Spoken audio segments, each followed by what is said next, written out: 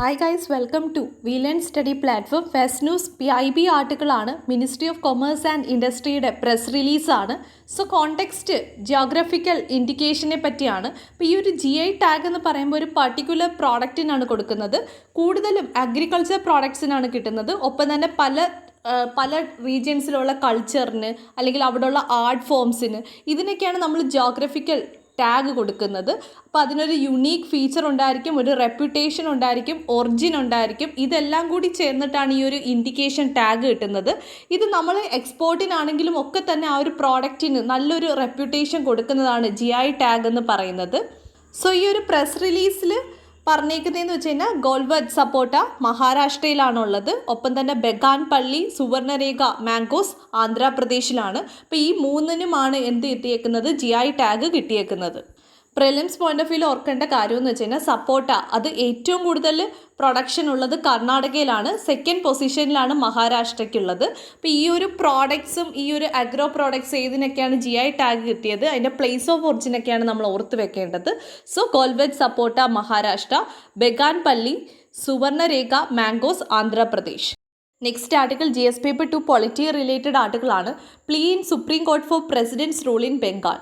So ബംഗാളിൽ ഇലക്ഷന് ശേഷം പൊളിറ്റിക്കൽ വയലൻസ് നടന്നിട്ടുണ്ടായിരുന്നു. ഇതുമായി ബന്ധപ്പെട്ടുള്ള ആർട്ടിക്കിൾ നമ്മൾ ഡിസ്കസ് ചെയ്തിട്ടുള്ളതാണ്. അപ്പോൾ എന്താണെന്ന് വെച്ച് കഴിഞ്ഞാൽ ഈ സ്റ്റേറ്റിൽ പ്രസിഡൻറ്റ് റൂള് ഇമ്പോസ് ചെയ്യണമെന്ന് സുപ്രീം കോർട്ടിൽ പെറ്റീഷൻ പോയിട്ടുണ്ട്. സോ പ്രസിഡൻറ്റ് റൂളാണ് കോണ്ടെക്സ്റ്റ് എന്ന് പറയുന്നത്. അപ്പോൾ ആ ഒരു സ്റ്റേറ്റ് ഗവൺമെൻറ് ഗവർണൻസ് ഫെയിലിയർ അല്ലെങ്കിൽ സെൻട്രൽ ഗവൺമെൻറ് ഡയറക്ഷൻ അനുസരിച്ച് സ്റ്റേറ്റ് ഗവൺമെൻറ് ഫോളോ ചെയ്യാതിരിക്കുമ്പോഴാണ് പ്രസിഡൻറ്റ് റൂള് ഇമ്പോസ് ചെയ്യുന്നത്. അപ്പോൾ ഇങ്ങനെ ഒരു പ്രസിഡൻറ്റ് റൂള് ഇമ്പോസ് ചെയ്യുമ്പം എന്നാണോ അത് ഡിക്ലെയർ ചെയ്യുന്ന ആ ഡേറ്റിന് വിത്തിൻ 2 monthsനുള്ളിൽ തന്നെ 2 ഹൗസും എന്ത് ചെയ്യണം, ഇത് അപ്രൂവ് ചെയ്യണം. അങ്ങനെ 2 ഹൗസസും അപ്രൂവ് ചെയ്താൽ മാത്രമേ ആ സ്റ്റേറ്റിൽ പ്രസിഡൻറ്റ് റൂള് കണ്ടിന്യൂ ചെയ്യാൻ പറ്റുള്ളൂ. ഇനി ആ സ്റ്റേറ്റിൽ പ്രസിഡൻറ്റ് റൂൾ ഇമ്പോസ് ചെയ്യുന്ന ടൈമിൽ ഏതെങ്കിലും നിയമങ്ങൾ പാസ്സാക്കിയിട്ടുണ്ടെങ്കിൽ അത് കണ്ടിന്യൂ ചെയ്യുക തന്നെ ചെയ്യും. പിന്നീട് അവിടെ സ്റ്റേറ്റ് ഗവൺമെൻറ് തിരിച്ച് പവറിലേക്ക് വരുമ്പം അവർക്ക് വേണമെങ്കിൽ അവരുടെ ലെജിസ്ലേറ്റീവ് അസംബ്ലിയിൽ എന്ത് ചെയ്യാം, ഇത് റിപ്പീൽ ചെയ്യുന്ന രീതിയിലുള്ള നിയമം പാസ്സാക്കിയിട്ട് ആ നിയമം അസാധുവാക്കാനുള്ള പ്രൊവിഷൻസ് ഉണ്ട്. അങ്ങനെ ആ സ്റ്റേറ്റ് ഗവൺമെൻറ് ചെയ്തിട്ടില്ലെങ്കിൽ പ്രസിഡൻറ്റ് റൂളിൻ്റെ ടൈമിൽ പാസ്സാക്കിയിട്ടുള്ള എല്ലാ നിയമങ്ങളും കണ്ടിന്യൂ ചെയ്യുക തന്നെ ചെയ്യും. ഇനി നമ്മുടെ ഇന്ത്യൻ സ്റ്റേറ്റുകൾ നോക്കുവാണെങ്കിൽ ഛത്തീസ്ഗഡും തെലുങ്കാനയും ഒഴിച്ച് ബാക്കി എല്ലാ സ്റ്റേറ്റിലും പ്രസിഡൻറ്റ് റൂള് വന്നിട്ടുണ്ട്. സോ പ്രസിഡൻറ്റ് റൂള് വരാത്ത ഏക സ്റ്റേറ്റുകളാണ് ഛത്തീസ്ഗഡും തെലുങ്കാനയും. പ്രിലിംസ് പോയിന്റ് ഓഫ് വ്യൂവിൽ ഇത് ഓർത്ത് വെക്കുക. Next article GS paper 2 polity related ആർട്ടിക്കിളാണ്. NHRC flags lack of cover for doctors on contract. So context national human right കമ്മീഷനെ പറ്റിയാണ്. നമ്മൾ പൊളിറ്റി മിക്കവാറും റെഫർ ചെയ്യുന്നത് ലക്ഷ്മികാന്തിലാണ്. അതിൽ ഈ ഒരു നാഷണൽ ഹ്യൂമൻ റൈറ്റ് കമ്മീഷനെ പറ്റി പറഞ്ഞിട്ടുണ്ട്. പക്ഷേ 2019 ഗവൺമെൻറ് ഓഫ് ഇന്ത്യ ഈ ആക്ട് അമെൻഡ് ചെയ്തിട്ടുണ്ട്. സോ ആ ടെക്സ്റ്റ് ബുക്കിലുള്ളതിൽ നിന്ന് ഒരുപാട് ചേഞ്ചസ് ഉണ്ട്. സോ അവിടെ പഠിക്കുമ്പം ഈ ഒരു ചേഞ്ചസ് ഓർത്ത് വെക്കുക. ഒറിജിനൽ ആക്ടിൽ പറയുന്നതെന്ന് വെച്ച് കഴിഞ്ഞാൽ നാഷണൽ ഹ്യൂമൻ റൈറ്റ് കമ്മീഷൻ്റെ chairperson retired chief justice of supreme court ആയിരിക്കണമെന്ന് പറഞ്ഞിട്ടുണ്ടായിരുന്നു. എന്നാൽ 2019 ഭേദഗതി പ്രകാരം മാറ്റിയ ചേഞ്ചസ് എന്താണെന്ന് വെച്ച് കഴിഞ്ഞാൽ ജഡ്ജസ് ഓഫ് സുപ്രീം കോർട്ടിനും എന്ത് ചെയ്യാൻ പറ്റും, ചെയർമാൻ ആവാനുള്ള പ്രൊവിഷൻസ് ആഡ് ചെയ്തിട്ടുണ്ട്. ഇനി ഇതിലെ ടോട്ടൽ മെമ്പേഴ്സിൻ്റെ എണ്ണം 2 പേരാണെന്നാണ് പറഞ്ഞിരുന്നത്. അതായത് ചെയർപേഴ്സണും പിന്നെ 2 മെമ്പേഴ്സും. എന്നാൽ ഇപ്പോഴത്തെ അമെൻമെൻറ്റ് പ്രകാരം അത് 3 ആക്കിയിട്ടുണ്ട്. അതിൽ ഒരാൾ വിമൻ ആയിരിക്കണമെന്നും പറഞ്ഞിട്ടുണ്ട്. ഒപ്പം തന്നെ മുമ്പ് ഇതിലെ മെമ്പറായിട്ടുള്ളവർക്ക് അപ്പോയിൻമെൻറ്റിനുള്ള എലിജിബിലിറ്റിയും കൊടുത്തിട്ടുണ്ട്. ഒപ്പം തന്നെ ഈ ഒരു മെമ്പേഴ്സ് ആവാനുള്ള ആ ഒരു ക്വാളിഫിക്കേഷൻ എന്ന് പറഞ്ഞു കഴിഞ്ഞാൽ നാഷണൽ കമ്മീഷൻ ഫോർ ബാക്ക്വേർഡ് ക്ലാസിൻ്റെ chairperson, national commission for protection of child rights, chief commissioner for pensions with disabilities, ഇവർക്കെല്ലാം മെമ്പേഴ്സ് ആവാനുള്ള എലിജിബിലിറ്റി ക്രൈറ്റീരിയ ഉണ്ട്. സോ പ്രിലിംസ് പോയിന്റ് ഓഫ് വ്യൂവിൽ ഓർക്കേണ്ട കാര്യം നാഷണൽ ഹ്യൂമൻ റൈറ്റ് കമ്മീഷൻ ആക്ടിലെ ഒറിജിനൽ ആക്ടിൽ നിന്ന് 2019 അമെൻമെൻറ്റ് ആക്ടിൽ ഒരുപാട് മാറ്റങ്ങൾ വരുത്തിയിട്ടുണ്ട്. ഫസ്റ്റ് ചെയർപേഴ്സൺ എന്ന് പറയുന്നത് റിട്ടയേർഡ് ജഡ്ജ് ആവാം. ഒപ്പം തന്നെ ആ ഒരു മെമ്പേഴ്സ് ടോട്ടൽ മെമ്പേഴ്സ് 2ൽ നിന്ന് 3 ആയിട്ട് കൂട്ടിയിട്ടുണ്ട്. ആ 3 പേരിൽ ഒരാൾ വിമൻ ആയിരിക്കണം. ഒപ്പം തന്നെ അപ്പോയിൻമെൻറ്റിനുള്ള എലിജിബിലിറ്റിയും ഉണ്ട്. Next article GS paper 2 polity related ആർട്ടിക്കിളാണ്. Narada hearing inconclusive for leaders remain in custody. So context central bureau of investigation അഥവാ CBI പറ്റിയാണ്. CBI എന്ന് പറയുന്നത് സെൻട്രൽ ഗവൺമെൻറ്റിൻ്റെ മെയിൻ ഇൻവെസ്റ്റിഗേറ്റിംഗ് ഏജൻസിയാണ്. ഇതൊരു സ്റ്റാറ്റ്യൂട്ടറി ബോഡി അല്ല എന്ന് ഓർത്ത് വെക്കുക. അങ്ങനെയാണെങ്കിൽ ഇതിൻ്റെ പവേഴ്സ് ഡിറൈവ് ചെയ്യുന്നത് മറ്റൊരു ആക്ടിൽ നിന്നാണ്. Delhi special police establishment act 1946 പ്രകാരമാണ് ഇതിൻ്റെ പവേഴ്സ് ഡിറൈവ് ചെയ്തേക്കുന്നത്. സോ ഇതൊരു സ്റ്റാറ്റ്യൂട്ടറി ബോഡി അല്ല. CBI വർക്ക് ചെയ്യുന്നത് under the ministry of personal ആണ്. ഒപ്പം തന്നെ ഇന്റർപോളുമായിട്ട് കണക്ട് ചെയ്യുന്ന ഇന്ത്യയുടെ റെപ്രസെൻറ്റേറ്റീവാണ് CBI എന്ന് പറയുന്നത്. Next article GS paper 2 international റിലേഷനുമായിട്ട് ബന്ധപ്പെട്ടുള്ള ആർട്ടിക്കിളാണ്. China protest US navy passage via Taiwan strait. So US-ൻ്റെ നേവൽ ഷിപ്പ് തായ്വാൻ സ്ട്രേറ്റ് വഴി പാസ് ചെയ്തിട്ടുണ്ടായിരുന്നു.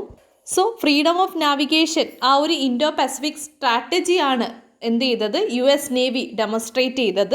സോ ഇതിനെതിരായിട്ട് ചൈന പ്രൊട്ടസ്റ്റ് ചെയ്യുന്നുണ്ട്. കാരണം ചൈന തായ്വാൻ എന്ത് ചെയ്യുന്നുണ്ട്, ക്ലെയിം ചെയ്യുന്നുണ്ട്. അതുകൊണ്ട് തന്നെ ഈ ഒരു മിലിറ്ററിയുടെ പാസേജ് എന്താണ് ചൈനയുടെ കൺസെൻറ്റ് ഇല്ലാതെയാണ് പോയിട്ടുള്ളത്. അതുകൊണ്ട് തന്നെ നമുക്കറിയാം ചൈനയും തായ്വാൻ്റെ ഇടയിലൊരു കോൺസ്റ്റൻറ്റ് മിലിറ്ററി ടെൻഷൻ ഉണ്ട്. ഈ ഒരു ടൈമിലാണ് ഇത്തരത്തിലൊരു പാസേജ് നടന്നിട്ടുള്ളത്. പക്ഷേ US ഡെമോൺസ്ട്രേറ്റ് ചെയ്യുന്നത് എന്താണെന്ന് വെച്ച് കഴിഞ്ഞാൽ ഫ്രീഡം ഓഫ് നാവിഗേഷനും ഒപ്പം തന്നെ ഇൻഡോ പസഫിക് സ്ട്രാറ്റജിയാണ്. ഇൻഡോ പസഫിക് സ്ട്രാറ്റജി വരുമ്പോൾ കോഡ് ഗ്രൂപ്പിംഗ്സിനെ പറ്റി ഓർത്തിരിക്കണം. അതിൽ ഇന്ത്യയും ഭാഗമാണെന്ന് ഓർത്ത് വെക്കുക. സോ ഇതുപോലെ എന്താണ് ഈ ഒരു നേവൽ ഷിപ്പ് ഈ ഒരു ഫ്രീഡം ഓഫ് നാവിഗേഷൻ എൻ്റെ റീജിയനിൽ കാണിക്കുന്നുണ്ട്, ഇൻഡോ പസഫിക് റീജിയനിൽ കാണിക്കുന്നുണ്ട്. Next article GS paper 2 international റിലേഷനുമായിട്ട് ബന്ധപ്പെട്ടുള്ള ആർട്ടിക്കിളാണ്. Putin Xi hail ties at launch of work on nuclear plants in China. So context എന്താണെന്ന് വെച്ചാൽ റഷ്യയുടെയും ചൈനയുടെയും സിവിൽ ന്യൂക്ലിയർ കോപ്പറേഷനെ പറ്റിയാണ്. സോ ചൈനയിലെ 2 ന്യൂക്ലിയർ പ്ലാന്റ്സിൻ്റെ കൺസ്ട്രക്ഷനുമായി ബന്ധപ്പെട്ടിട്ട് റഷ്യ ചൈനയ്ക്ക് എയ്ഡ് കൊടുക്കുന്നുണ്ട്. സോ ആ ഒരു ചൈനയുടെ ഈസ്റ്റ് കോസ്റ്റിൽ വരുന്ന തിയാവാൻ പ്രോജക്റ്റും ഒപ്പം തന്നെ ആ ഒരു നോർത്ത് റീജിയനിൽ വരുന്ന സുഡാപ്പു ന്യൂക്ലിയർ പവർ പ്ലാന്റിനും വേണ്ടിയാണ് റഷ്യ ഹെൽപ്പ് ചെയ്യുന്നത്. Next article GS paper 2 international റിലേഷനുമായിട്ട് ബന്ധപ്പെട്ടുള്ള ആർട്ടിക്കിളാണ്. US to waive sanction on firm behind Russia's Nord Stream 2. So context Nord Stream 2നെ പറ്റിയാണ്. ഇതെന്ന് പറയുന്നത് ഒരു പൈപ്പ് ലൈൻ പ്രോജക്റ്റാണ്. അപ്പോൾ ഈ ഒരു പൈപ്പ് ലൈൻ പ്രോജക്റ്റിൻ്റെ ലക്ഷ്യം എന്താണെന്ന് വെച്ച് കഴിഞ്ഞാൽ ഇതൊരു സബ്സീ പ്രോജക്റ്റ് ആണ്. അപ്പം സീയുടെ അണ്ടറിൽ കൂടെയാണ് ഈ ഒരു പൈപ്പ് ലൈൻ പോകുന്നത്. അപ്പോൾ എന്താണ് റഷ്യ എന്ത് ചെയ്യുന്നുണ്ട്, അവരുടെ ആ ഒരു പൈപ്പ് ലൈൻ പ്രോജക്റ്റ് ജർമ്മനിയുമായിട്ട് കണക്ട് ചെയ്യുകയാണ്. എന്തിനു വേണ്ടിയാണെന്ന് വെച്ച് കഴിഞ്ഞാൽ നാച്ചുറൽ ഗ്യാസിനെ ട്രാൻസ്പോർട്ട് ചെയ്യാൻ വേണ്ടിയാണ്. 2011 ഇതിൻ്റെ ഫസ്റ്റ് വേർഷൻ വന്നത്. നോർഡ് സ്ട്രീം 1 എന്ന് പറയും. ഈ പൈപ്പ് ലൈൻ എന്ന് വെച്ച് കഴിഞ്ഞാൽ വേൾഡിലെ തന്നെ ലോങ്ങസ്റ്റ് സബ്സീ പൈപ്പ് ലൈൻ പ്രോജക്റ്റ് ആണ്. എന്നാൽ ഇതിൻ്റെ സെക്കൻഡ് വേർഷനായിട്ടുള്ള നോർഡ് സ്ട്രീം 2 വന്നപ്പോഴേക്കും ഒരുപാട് കോൺട്രവേഴ്സി വന്നിട്ടുണ്ടായിരുന്നു, ഒരുപാട് ഒപ്പോസിങ് വന്നിട്ടുണ്ടായിരുന്നു. US-ൽ നിന്നാണെങ്കിലും സെൻട്രൽ യൂറോപ്പിൽ നിന്നാണെങ്കിലും ഈസ്റ്റ് യൂറോപ്പിൽ നിന്നാണെങ്കിലും ഒരുപാട് ഒപ്പോസിങ് വന്നിട്ടുണ്ടായിരുന്നു. അതിൻ്റെ റീസൺ എന്താണെന്ന് വെച്ച് കഴിഞ്ഞാൽ ഈ ഒരു യൂറോപ്യൻ റീജിയനിൽ റഷ്യൻ ഇൻഫ്ലുവൻസ് കൂടും എന്നുള്ള ഭയം കൊണ്ടാണ്.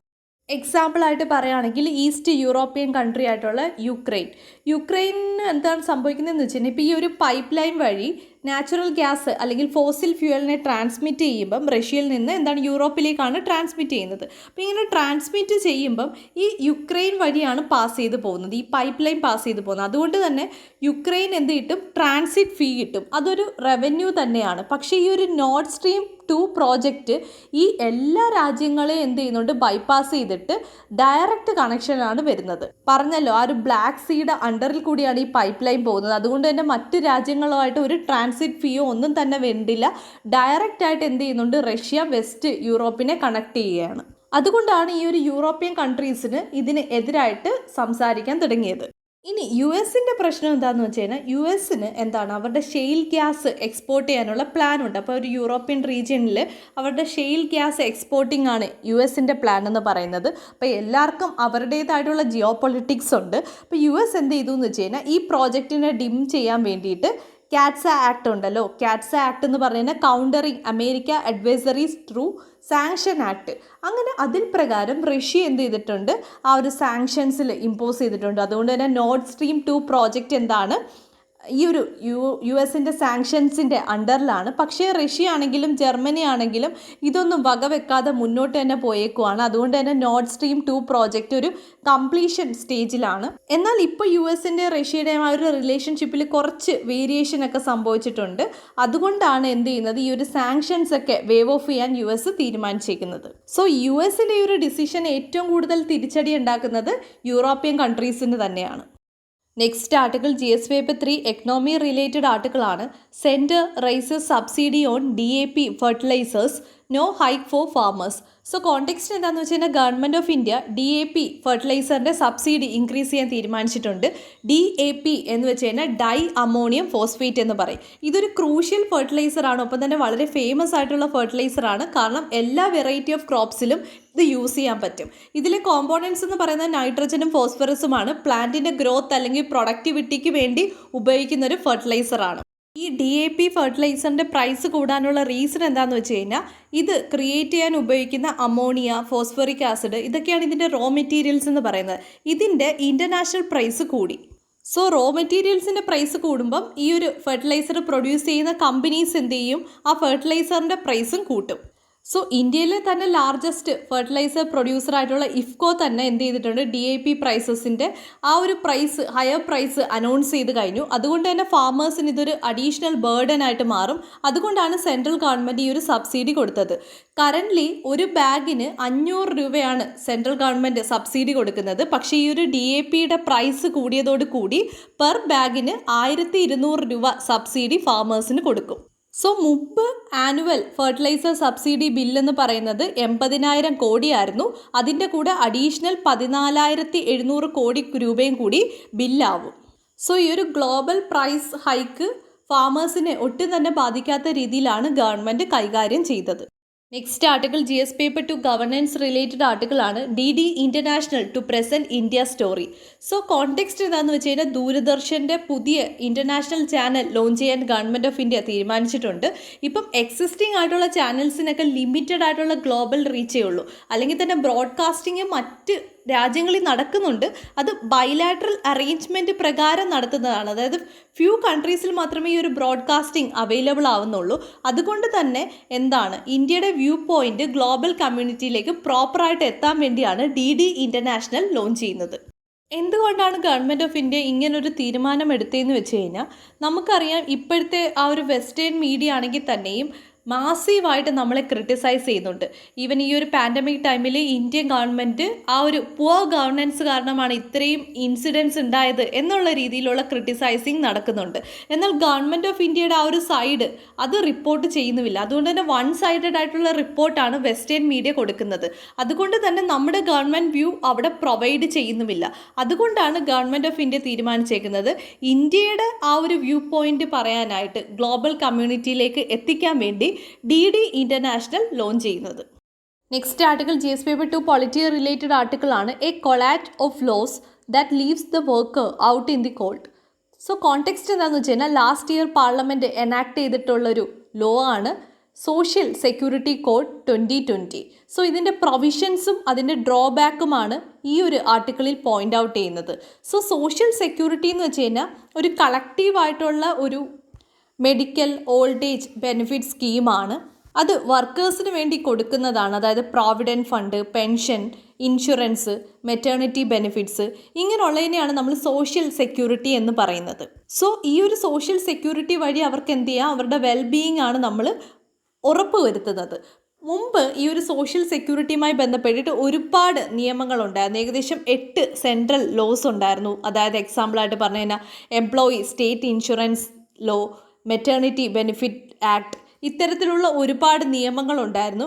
ഈ 8 സെൻട്രൽ ലോസിനെയും കൂടി ഒരുമിച്ച് മേർജ് ചെയ്തിട്ടാണ് social security code 2020 government of India enact ചെയ്യുന്നത്. ഇതിൻ്റെ ഒരു ഡ്രോബാക്ക് എന്താണെന്ന് വെച്ച് കഴിഞ്ഞാൽ ഈ സെക്യൂരിറ്റി കോഡ് ഓർഗനൈസ്ഡ് വർക്കേഴ്സിനെ മാത്രമേ കവർ ചെയ്യുന്നുള്ളൂ. നമ്മുടെ ഇന്ത്യയിലെ ടോട്ടൽ വർക്കേഴ്സ് നോക്കുകയാണെങ്കിൽ 91% ഇൻഫോർമൽ വർക്കേഴ്സ് ആണെന്നുള്ളതാണ് യാഥാർത്ഥ്യം. അതുകൊണ്ട് തന്നെ എന്ത് ചെയ്തിട്ടുണ്ട്, ഇവരെ ഒരു ഇൻഫോർമൽ മാനറിൽ ഇതിൽ ഉൾപ്പെടുത്തിയിട്ടുണ്ട്. അതായത് ഈ ഒരു സോഷ്യൽ സെക്യൂരിറ്റി കോഡ് 2020 നിയമം മാൻഡേറ്ററി ആയിട്ട് പറയുന്നതെന്ന് വെച്ച് കഴിഞ്ഞാൽ സെൻട്രൽ ഗവൺമെൻറ്റും റെസ്പെക്റ്റീവ് സ്റ്റേറ്റ് ഗവൺമെൻറ്റും അവരുടേതായിട്ടുള്ള സ്കീംസ് കൊണ്ടുവരണം. അതായത് special scheme for unorganised workers. അതായത് ഈ ഒരു സോഷ്യൽ സെക്യൂരിറ്റി കോഡിൽ ഈ ഇൻഫോർമൽ വർക്കേഴ്സിനെ പറ്റി ഒരു പ്രൊവിഷൻസും ഇല്ല. ഇൻഡിവിജ്വലായിട്ട് റെസ്പെക്റ്റീവ് സ്റ്റേറ്റ് ഗവൺമെൻറ് ഇതുപോലുള്ള സ്പെഷ്യൽ സ്കീം വഴി അവരെ പ്രൊട്ടക്റ്റ് ചെയ്യണമെന്നാണ് പറഞ്ഞത്. എന്നാൽ ഇതിനു വേണ്ടി സ്റ്റേറ്റ് ഗവൺമെൻറ് കൊണ്ടുവന്നിട്ടുള്ള പ്രോഗ്രാംസ് ആണെങ്കിലും സ്കീമുകളാണെങ്കിലും ഈ ഒരു സാധാരണക്കാർക്ക് ആക്സസ് ചെയ്യാൻ പറ്റുന്നില്ല എന്നുള്ളതാണ് യാഥാർത്ഥ്യം. കാരണം ഈ ഒരു ബെനിഫിറ്റ്സ് കിട്ടണമെങ്കിൽ ഈ അൺഓർഗനൈസ്ഡ് വർക്കേഴ്സ് എല്ലാം തന്നെ ഓൺലൈൻ രജിസ്ട്രേഷൻ വഴി രജിസ്റ്റർ ചെയ്യണം. നമുക്കറിയാം ഈ ഒരു അൺഓർഗനൈസ്ഡ് വർക്കേഴ്സ് എന്ന് പറയുമ്പം അവരുടെ ലിറ്ററസി റേറ്റ് നമുക്ക് ഊഹിക്കാവുന്നതേ ഉള്ളൂ. അറ്റ്ലീസ്റ്റ് ഡിജിറ്റൽ ലിറ്ററസി എങ്കിലും അവർക്ക് ഇല്ല എന്ന് തന്നെ നമുക്ക് പറയാം. അതുകൊണ്ട് തന്നെ ഓൺലൈൻ രജിസ്ട്രേഷൻ വഴി ഇവരെങ്ങനെയാണ് ഇത് അറിയുന്നത്? ഒപ്പം തന്നെ നമുക്ക് എക്സാമ്പിളായിട്ട് പറയാം, 2008 ഒരുപാട് സ്റ്റേറ്റ് ഗവൺമെൻറ്റുകൾ ഇതുപോലെ അൺഓർഗനൈസ്ഡ് വർക്കേഴ്സിന് വേണ്ടി കുറേ സെക്യൂരിറ്റി ആക്ടുകൾ പാസ്സാക്കിയിട്ടുണ്ടായിരുന്നു. പക്ഷേ ഇതിൻ്റെ ബേസിക് ചലഞ്ച് എന്താണെന്ന് വെച്ച് കഴിഞ്ഞാൽ ലാക്ക് ഓഫ് അവയർനെസ് ആണ്. അതായത് ഇങ്ങനൊരു സ്കീം ഉണ്ടെന്ന് പോലും ഈ ഒരു അൺഓർഗനൈസ്ഡ് വർക്കേഴ്സ് അറിയുന്നില്ല. പിന്നെ മറ്റൊരു കേസ് എന്ന് വെച്ച് കഴിഞ്ഞാൽ മിക്ക വർക്കേഴ്സും മൈഗ്രൻ്റ് വർക്കേഴ്സാണ്. ഒരു സ്റ്റേറ്റിൽ നിന്ന് മറ്റൊരു സ്റ്റേറ്റിൽ പോയി വർക്ക് ചെയ്യുന്നവരാണ്. അതുകൊണ്ട് തന്നെ ഒരു ഇൻ്റർ സ്റ്റേറ്റ് കോർഡിനേഷൻ ഇല്ലെങ്കിൽ ഈ സ്കീം ഒരിക്കലും വർക്കൗട്ട് ആവില്ല. പക്ഷേ ഇത്തരം കാര്യങ്ങളെ ഒന്നും തന്നെ ഈ ഒരു 2020 സോഷ്യൽ കോഡ് അഡ്രസ്സ് ചെയ്യുന്നേ ഇല്ല. മറ്റൊരു ഇഷ്യൂ എന്താണെന്ന് വെച്ച് കഴിഞ്ഞാൽ സ്മാൾ ബിസിനസ് കമ്പനീസിനെ എല്ലാം ലെഫ്റ്റ് ഔട്ട് ആവും. കാരണം എന്ന് വെച്ച് കഴിഞ്ഞാൽ ഇതിലൊരു ത്രെഷോൾഡ് വെച്ചിട്ടുണ്ട്. അതായത് ഇപ്പം മെറ്റേണിറ്റി ബെനിഫിറ്റ് കൊടുക്കണമെങ്കിൽ ആ ഓർഗനൈസേഷനിൽ 10 കൂടുതൽ മെമ്പേഴ്സ് ഉണ്ടായിരിക്കണം. ഒപ്പം തന്നെ ഈ ഒരു ഗ്രാറ്റുവിറ്റി ആണെങ്കിൽ തന്നെയും 10 കൂടുതൽ വർക്കേഴ്സ് ഉള്ള ഓർഗനൈസേഷന് മാത്രമേ അത്തരത്തിലുള്ള ബെനിഫിറ്റ്സ് കൊടുക്കാനുള്ള പ്രൊവിഷൻസ് ഉള്ളൂ. പ്രോവിഡൻറ്റ് ഫണ്ട് ആണെങ്കിൽ തന്നെയും 20 വർക്കേഴ്സിൽ കൂടുതൽ ആ ഓർഗനൈസേഷന് ഉണ്ടാവണം. ഇത്തരത്തിലുള്ള ത്രെഷോൾഡ് വെക്കുന്നത് കൊണ്ട് തന്നെ സ്മാൾ ബിസിനസ് കമ്പനീസ് എല്ലാം തന്നെ ഈ ഒരു സ്കീമിൽ നിന്ന് ലെഫ്റ്റ് ഔട്ട് ആവും. ലേറ്റസ്റ്റ് ബ്രിക്സ് മീറ്റിംഗ്സിലെല്ലാം തന്നെ ലേബർ ഇഷ്യൂസിനെ പറ്റിയായിരിക്കും ഡിബേറ്റ് ഉണ്ടാവുക. അതിൻ്റെ ഗ്രൗണ്ട്സ് സോഷ്യൽ സെക്യൂരിറ്റി തന്നെയാണ്. അതുകൊണ്ട് തന്നെ ഇന്ത്യ എന്ത് ചെയ്യണം, ഈ ഒരു സോഷ്യൽ സെക്യൂരിറ്റിയിലുള്ള ഡിവിഷൻസ് മാറ്റിയിട്ട് അത് യൂണിവേഴ്സൽ ആക്കാനുള്ള കൺസിഡറേഷൻ ചെയ്യണമെന്നാണ് ആർട്ടിക്കിൾ പറയുന്നത്. ഒപ്പം തന്നെ നമ്മൾ ഗവൺമെൻറ് തീരുമാനിക്കേണ്ട കാര്യം എന്ന് വെച്ച് കഴിഞ്ഞാൽ നമ്മുടെ ഈ ഒരു പോപ്പുലേഷൻ ഇപ്പോൾ ഒരു ഏജിങ് പോപ്പുലേഷനിലേക്ക് പോവുകയാണ്. അടുത്ത 15 ഇയേഴ്സ് വരുമ്പം ഒരുപാട് സോഷ്യൽ സെക്യൂരിറ്റി ബെനിഫിറ്റ്സ് നമ്മൾ പ്രൊവൈഡ് ചെയ്യേണ്ടതുണ്ട്. ഈവൻ ഈ ഒരു പാൻഡമിക് ടൈമിൽ പോലും നമ്മൾ പബ്ലിക് ഹെൽത്തിന് വേണ്ടി GDP 1% ആണ് ഇൻവെസ്റ്റ് ചെയ്യുന്നത്. ഇപ്പോൾ പോലും ഈ ഒരു പാൻഡമിക് ടൈമിൽ പോലും പബ്ലിക് ഹെൽത്തിന് വേണ്ടി ആ ഒരു GDP റേറ്റ് ഇൻക്രീസ് ചെയ്യാൻ ഗവൺമെൻറ് ഓഫ് ഇന്ത്യ ശ്രമിച്ചിട്ടില്ല. അതുകൊണ്ട് തന്നെ ഈ ഒരു ആർട്ടിക്കിളിൽ പറയുന്നതെന്ന് വെച്ച് കഴിഞ്ഞാൽ ഈ ഒരു ബ്രിക്സിൽ നിന്ന് ഇന്ത്യയെ അങ്ങനെ പുഷ് ചെയ്ത് അങ്ങനെയൊക്കെ വരാതെ ഇന്ത്യ സ്വയം എന്ത് ചെയ്യുക, ഇത്തരത്തിലുള്ള ഇൻറ്റേർണൽ മാറ്റേഴ്സ് സോൾവ് ചെയ്യുക. ഒപ്പം തന്നെ ഈ ഒരു സോഷ്യൽ സെക്യൂരിറ്റി കോഡിലെ ഈ ഒരു organised workers versus unorganised workers ആ ഒരു ഇനിക്വാളിറ്റി എന്ത് ചെയ്യുക, കുറച്ച് കൊണ്ടുവരിക. അതിന് ഏറ്റവും എളുപ്പമുള്ള മാർഗം എന്ന് വെച്ച് കഴിഞ്ഞാൽ ഈ സെക്യൂരിറ്റി കോഡിൽ അൺഓർഗനൈസ്ഡ് വർക്കേഴ്സിന് വേണ്ടുന്ന പ്രൊവിഷൻസും കൂടി എനാക്ട് ചെയ്യുക എന്നുള്ളതാണ്. Next article GS paper 2 international റിലേഷനുമായിട്ട് ബന്ധപ്പെട്ടുള്ള ആർട്ടിക്കിളാണ് a thaw in India Pakistan trade relation. So ഇന്ത്യയുടെ പാകിസ്ഥാൻ്റെ ട്രേഡ് റിലേഷൻഷിപ്പിനെ പറ്റിയാണ് ഈ ആർട്ടിക്കിൾ പറയുന്നത്. നമുക്കറിയാം ഓവറോൾ ട്രേഡ് റിലേഷൻ എന്ന് പറയുന്നത് വളരെ ലോ ആയിട്ടുള്ള റിലേഷൻഷിപ്പ് തന്നെയാണ്. 2019 പുൽവാമ ആ ഒരു ടെറർ അറ്റാക്കിന് ശേഷം വീണ്ടും ഇത് വഷളായത്. സോ ഈ ഒരു ടെററിസ്റ്റ് അറ്റാക്കിന് ശേഷം ഇന്ത്യ എന്ത് ചെയ്തു എന്ന് വെച്ച് കഴിഞ്ഞാൽ ആ ഒരു കസ്റ്റം ഡ്യൂട്ടി എന്ത് ചെയ്തു, ഇൻക്രീസ് ചെയ്തു. ഒപ്പം തന്നെ നമുക്കറിയാം MFN ടാഗ് ഉണ്ട്. ഇതെന്ന് പറഞ്ഞാൽ വേൾഡ് ട്രേഡ് ഓർഗനൈസേഷനിലുള്ളൊരു ടാഗാണ്. അതായത് ഒരു രാജ്യങ്ങൾക്കും ഡിസ്ക്രിമിനേഷൻ ഉണ്ടാവാൻ പാടില്ല. MFN ടാഗ് എന്ന് വെച്ച് കഴിഞ്ഞാൽ മോസ്റ്റ് ഫേവേർഡ് നേഷൻ എന്ന് പറയും. അതുകൊണ്ട് തന്നെ ഇന്ത്യ പാകിസ്ഥാന് MFN ടാഗ് കൊടുത്തിട്ടുണ്ടായിരുന്നു. പക്ഷേ പാകിസ്ഥാൻ ഒരിക്കലും ഇന്ത്യക്ക് അത് കൊടുത്തിട്ടില്ല എന്ന് പ്രിലിംസ് പോയിന്റ് ഓഫ് വ്യൂവിൽ ഓർത്ത് വെക്കുക. സോ എന്ത് ചെയ്തു എന്ന് വെച്ച് കഴിഞ്ഞാൽ ഈ ഒരു ടെററിസ്റ്റ് അറ്റാക്കിൻ്റെ ടൈമിൽ കസ്റ്റം ഡ്യൂട്ടി ഇൻക്രീസ് ചെയ്യുന്നതോടൊപ്പം തന്നെ ഈ ഒരു MFN ടാഗും കൂടി ഇന്ത്യ വിഡ്രോ ചെയ്തു. കുറച്ച് മാസങ്ങൾക്ക് ശേഷം 2019 നമ്മൾ ആർട്ടിക്കിൾ 370 റിവോക്ക് ചെയ്തു. ജമ്മു കാശ്മീരിൻ്റെ സ്പെഷ്യൽ സ്റ്റാറ്റസ് എടുത്തു കളഞ്ഞു. അങ്ങനെ 2 യൂണിയൻ ടെറിട്ടറി ആയിട്ട് ഡിവൈഡ് ചെയ്തു. ഈ ഒരു തീരുമാനം പാകിസ്ഥാന് ഒട്ടും തന്നെ താല്പര്യമുണ്ടായിരുന്നില്ല. പാകിസ്ഥാൻ ഈ തീരുമാനം മാറുന്നത് വരെ ഇന്ത്യയുമായിട്ട് ഒരു ട്രേഡ് റിലേഷൻഷിപ്പ് മെയിൻറ്റെയിൻ ചെയ്യില്ല എന്ന് പറഞ്ഞു. അതുകൊണ്ട് തന്നെ എക്സ്പോർട്ടും ഇമ്പോർട്ടും ബാൻ ചെയ്തു. 2021 വരുമ്പോൾ നമ്മൾ കണ്ടതെന്ന് വെച്ച് കഴിഞ്ഞാൽ ഇടയ്ക്ക് വെച്ച് പാകിസ്ഥാനിലെ എക്കണോമിക് കമ്മിറ്റി എന്ത് ചെയ്തിട്ടുണ്ടായിരുന്നു, കുറച്ച് എസെൻഷ്യൽ ഐറ്റംസിൻ്റെ ഇമ്പോർട്ട് അലോ ചെയ്യുന്നുണ്ടായിരുന്നു. അപ്പോൾ എന്താണ്, ഇന്ത്യയായിട്ട് വീണ്ടും ട്രേഡ് റിലേഷൻഷിപ്പ് തിരിച്ചു കൊണ്ടുവരാൻ എസെൻഷ്യൽ ഐറ്റംസ് ആയിട്ടുള്ള ടെക്സ്റ്റൈൽ ഇൻഡസ്ട്രിക്ക് വേണ്ടുന്ന ഷുഗർ അങ്ങനെയുള്ള റോ മെറ്റീരിയൽസ് ഇമ്പോർട്ട് ചെയ്യാനുള്ള ഡിസിഷൻ എടുത്തിട്ടുണ്ടായിരുന്നു. പക്ഷേ ഇമ്മീഡിയറ്റ്ലി പാകിസ്ഥാൻ ഗവൺമെൻറ് എന്ത് ചെയ്തു, ഈ ഡിസിഷൻ ക്യാൻസൽ ചെയ്തു. ജമ്മു കാശ്മീരിൻ്റെ സ്റ്റാറ്റസുമായി ബന്ധപ്പെട്ട് ഇന്ത്യൻ ഗവൺമെൻറ് റീതിങ്ക് ചെയ്യാതെ ഞങ്ങൾ ട്രേഡ് റിലേഷൻഷിപ്പ് കണ്ടിന്യൂ ചെയ്യില്ല എന്നുള്ള രീതിയിലായിരുന്നു പറഞ്ഞത്. പക്ഷേ ഇത്തരത്തിൽ ട്രേഡ് റിലേഷൻഷിപ്പ് സസ്പെൻഡ് ചെയ്യുന്നത് ആദ്യമായിട്ടൊന്നുമല്ല. 1965 സിമിലറായിട്ട് ഇന്ത്യയും പാകിസ്ഥാനും ഇടയിൽ ട്രേഡ് റിലേഷൻഷിപ്പ് സസ്പെൻഡ് ചെയ്തിട്ടുണ്ടായിരുന്നു. 9 വർഷം ഇത് കണ്ടിന്യൂ ചെയ്തു. പിന്നീട് വീണ്ടും പഴയ പോലൊരു ട്രേഡ് റിലേഷൻഷിപ്പിലേക്ക് വന്നത് 1974 പ്രോട്ടോകോൾ പ്രകാരമാണ്. ആ 1974 ആ ഒരു എഗ്രിമെൻറ്റ് പ്രകാരം കുറച്ച് എസെൻഷ്യൽ മെറ്റീരിയൽസ് മാത്രമേ അതിൽ ഇൻക്ലൂഡ് ചെയ്യുന്നുണ്ടായിരുന്നുള്ളൂ. കാരണം എന്ന് വെച്ച് കഴിഞ്ഞാൽ ഫുഡ് സെക്യൂരിറ്റി എന്നുള്ള ഗ്രൗണ്ട് വന്നപ്പോഴാണ് ഈ ഒരു എസെൻഷ്യൽ ഐറ്റംസിൻ്റെ ട്രേഡ് സ്റ്റാർട്ട് ചെയ്യാം അല്ലെങ്കിൽ ട്രേഡ് റെസ്യൂം ചെയ്യാമെന്ന് 2 രാജ്യങ്ങൾ തീരുമാനിക്കുന്നത്. സോ ഇത് ഹൈലൈറ്റ് ചെയ്യുന്നത് 2 രാജ്യങ്ങളും നല്ല രീതിയിൽ അങ്ങോട്ടും ഇങ്ങോട്ടും ഡിപ്പെൻഡ് ചെയ്യുന്നുണ്ട്. ഇനി ഒരു ട്രേഡ് ഡേറ്റ അനലൈസ് ചെയ്യുകയാണെങ്കിൽ പുൽവാമ അറ്റാക്കിന് ശേഷം ഇന്ത്യ എന്ത് ചെയ്തു എന്ന് വെച്ച് കഴിഞ്ഞാൽ ഇമ്പോർട്ട് ഡ്യൂട്ടി 200% ഇൻക്രീസ് ചെയ്തു. എന്നാൽ പാകിസ്ഥാനുമായിട്ടുള്ള എക്സ്പോർട്ട് ബാൻ ചെയ്തിട്ടുമില്ലായിരുന്നു. എന്നാൽ പാകിസ്ഥാൻ എന്താ ചെയ്തതെന്ന് വെച്ച് കഴിഞ്ഞാൽ കംപ്ലീറ്റ് ആയിട്ട് സസ്പെൻഡ് ചെയ്യുമായിരുന്നു. എക്സ്പോർട്ട് ഇമ്പോർട്ടും സസ്പെൻഡ് ചെയ്തു. പക്ഷേ ഓർക്കേണ്ട കാര്യം എസെൻഷ്യൽ മെറ്റീരിയൽസ് അതുമായി ബന്ധപ്പെട്ടിട്ടുള്ളത് അവിടെ നിലനിൽക്കുകയും ചെയ്തു. സോ ഈ ഒരു ട്രേഡ് സസ്പെൻഷൻ ഇല്ലാത്ത ടൈമിൽ എങ്ങനെയായിരുന്നു ഇന്ത്യ പാകിസ്ഥാൻ ആ ഒരു അനലൈസ് ചെയ്ത് പറയുകയാണെങ്കിൽ ഏകദേശം $2.56 ബില്യൺ ഇന്ത്യ പാകിസ്ഥാൻ്റെയും ആ ഒരു ട്രേഡ് റിലേഷൻഷിപ്പിൻ്റെ വർത്ത് എന്ന് പറയുന്നത്. അതായത് ഇന്ത്യയുടെ എക്സ്പോർട്ട് ഏകദേശം $278 മില്യൺ വരുന്നത്. മെയിനായിട്ട് നമ്മൾ എക്സ്പോർട്ട് ചെയ്യുന്നത് വാക്സിൻ, ഫാർമസി, ഷുഗർ ഒക്കെയാണ്.